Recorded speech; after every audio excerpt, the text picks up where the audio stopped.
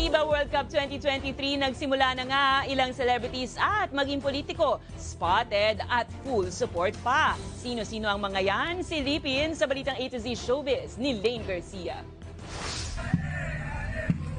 Let the games begin! Mainit na sinalubong at dinagundong ng libo-libong manonood ang Philippine Arena matapos ganapin ang opening ceremony ng FIBA World Cup 2023. Siguradong nag-aalab ang puso ng mga Pinoy sa excitement sa laban ng Gilas Pilipinas versus Dominican Republic. Sa pagsimula ng opening ceremony, na-entertain naman ang mga fans sa high performance ng P-pop group na Alamat. Jamming naman ang hatid ng bandang Ben and Ben.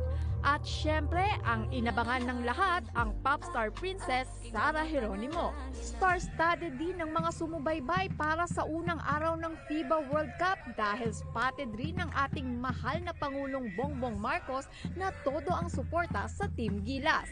Huli rin ang ilang senador tulad ni na Senator J.B. Ejercito, Senator Sonny Angara at Senator Joel Villanueva. Samantala, kinatuwaan naman ng ilang netizen ang parody ng Team Gilas Pilipinas na nahahawik sa pangalan ng ilang celebrities. Ang Gilas team ay binubuo ng 12 piling manlalaro na kinabibilangan nina Jordan Clarkson, Kai Soto, Junmar Fajardo, Dwight Ramos, Kiefer Ravena, CJ Perez, Renz Abando, Japet Aguilar, Jamie Malonzo, AJ Edu, RR Pogoy, Scottie Thompson at Chris Newsome.